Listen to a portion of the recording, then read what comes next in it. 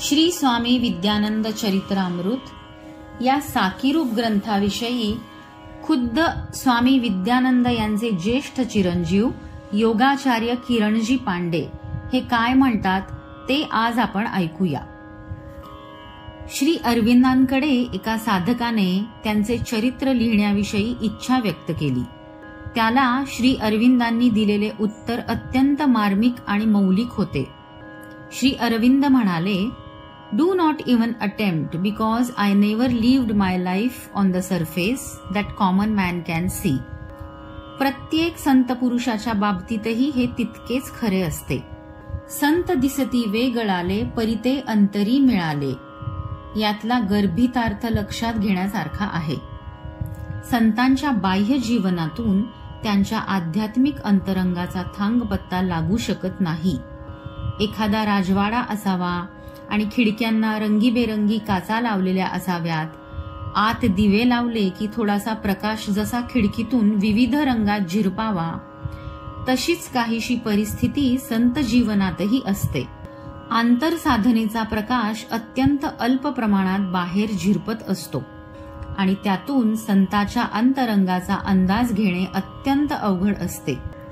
आणि अशा अंदाजाने संताचे चरित्र साकार करण्यासाठी तेवढी स्वतःचीही उपासना असल्याशिवाय हे कसे शक्य होईल? त्यात पुन्हा हे चरित्र साखीबद्ध रसाळ काव्यात आकारबद्ध करणे हे शिवधनुष्य पेलण्या इतके अवघड आहे.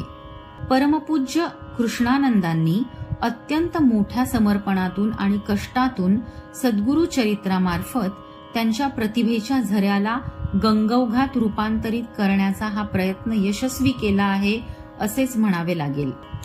जवळजवळ 21 पर्वांच्या या प्रदीर्घ चरित्राला महाकाव्य म्हटले तर अजिबात गैर ठरू नये.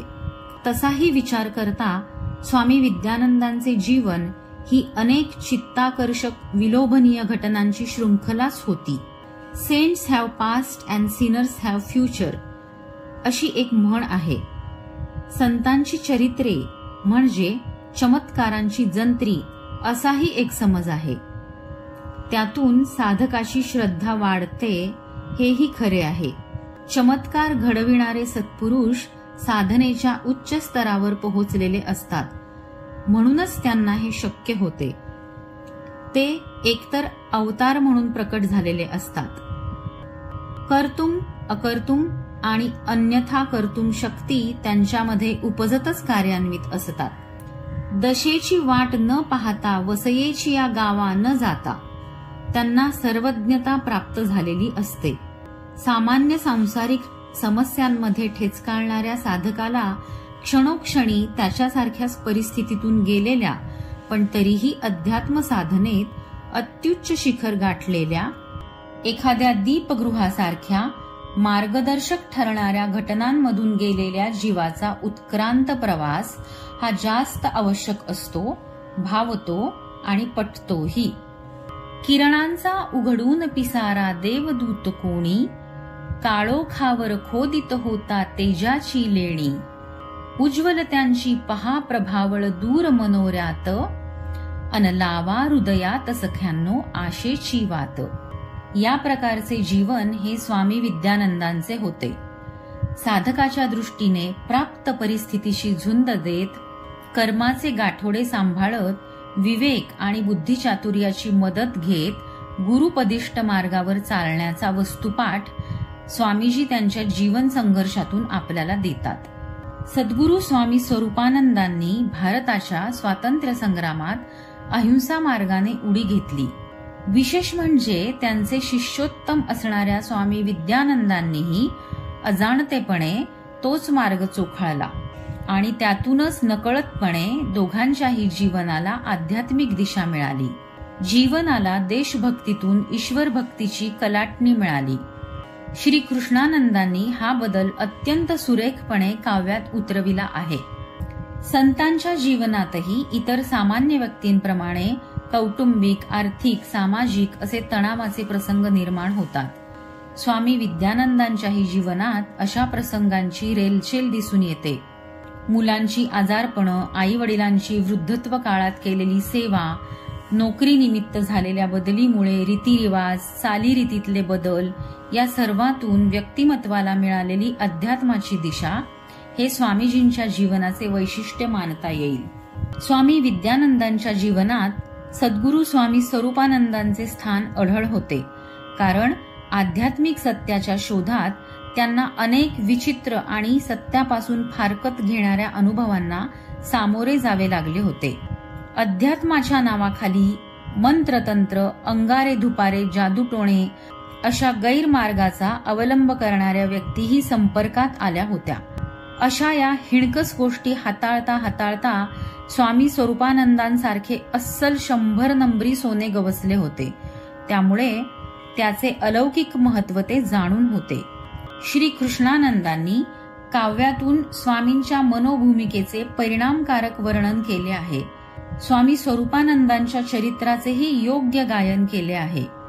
सच्च्या गुरुभक्तीचे स्वरूप वाचकांपर्यंत पोहोचविले आहे.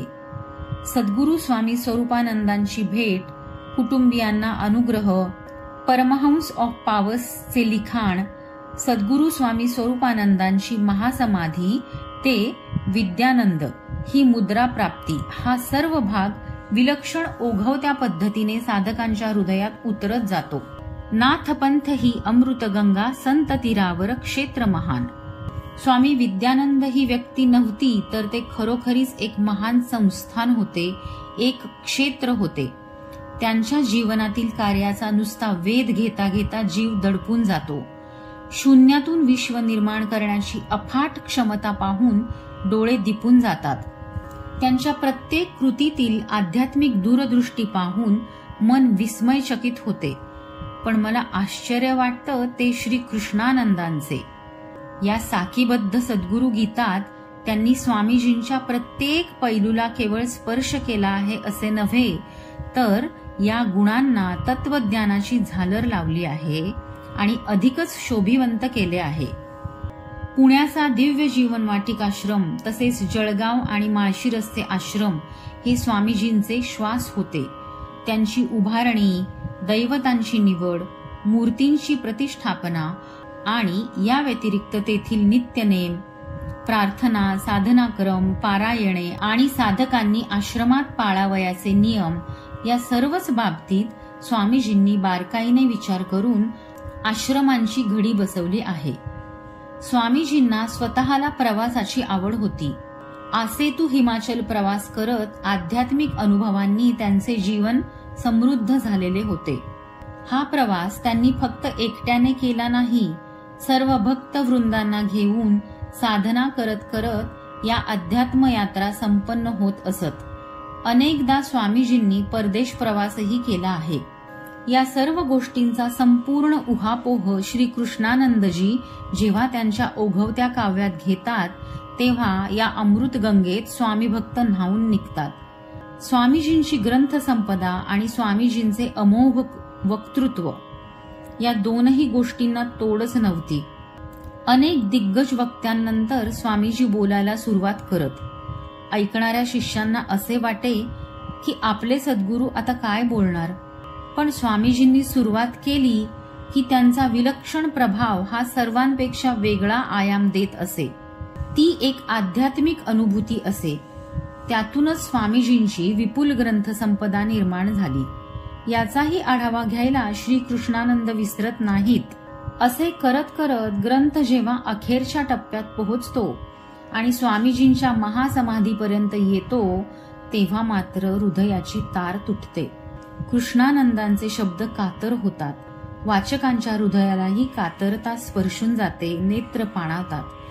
सद्गुरूंचा भाव सहवास संपत आल्याची जाणीव होते आणि हा विस्तृत वाटणारा अध्यात्म प्रवास संपूच नये असे वाटते. हेच या ग्रंथाचे यश आणि फलश्रुती आहे. आणि मग कवीचा ग्रंथ समर्पणाचा सर्ग सुरू होतो. कृष्णानंदांची काव्य प्रतिभा टिपेला येते. सर्व श्रेय सद्गुरूंना देत तीर्थक्षेत्रीचा चाकर हा ही भूमिका घेत खऱ्या कर्मयोग्याच्या भूमिकेतून पद्मपत्र इवांभसी या विचाराने ते अलिप्त होतात. हा सद्गुरू स्वामी विद्यानंदांचा महाजीवन प्रवास ओवीबद्ध करणे ही त्यांची उपासना आहे हे शब्दाशब्दातून प्रतीत होते. सुरुवातीला हे पोथीरूप असलेले सद्गुरू स्तवन खूप दीर्घ होत आहे का असे मला वाटत होते, पण स्वामीजींच्या प्रदीर्घ जीवनाचा, कार्यबाहुल्याचा, विस्ताराचा, प्रतिभाशाली जीवनाचा, संपन्न आध्यात्मिक उपासनेचा, तसाच सखोल तत्वज्ञानाचा व उच्च आध्यात्मिक अनुभूतीचा, प्रचंड ग्रंथसंपदेचा, अगाध ज्ञानाचा, देशभक्तीचा, गुरुभक्तीचा आणि हिमालयासारख्या उत्तुंग व्यक्तिमत्वाचा विचार करता ही गुरुगीता स्वामीजींच्या व्यक्तिमत्वाला योग्य न्याय देत आहे असे मला वाटले. स्वामीजींच्या या ओवीबद्ध चरित्राच्या माध्यमातून सकल शिष्यवर्गाला अनुसंधानासाठी आधार मिळाला आहे. मुमुक्षूंना मार्गदर्शक लाभला आहे आणि सिद्ध होण्यासाठी एक आदर्श व्यक्तिमत्वाचा दीपगृह गवसला आहे. हे सर्व अत्यंत सहज, सुंदर आणि रसाळ काव्यातून जन्मजात प्रतिभावान कवी असणाऱ्या कृष्णानंदांनी आकर्षक रीतीने सादर केले आहे. या निस्पृह सेवेबद्दल श्री कृष्णानंदांचे आभार कसे आणि किती मानावेत. अतिशय मनपूर्वक असलेली अशी ही प्रतिक्रिया किंवा प्रस्तावना आज आपण ऐकली. पुढील भाग उद्या ऐकूया. धन्यवाद. ओम नमो भगवते वासुदेवाय. ओम सद्गुरु विद्या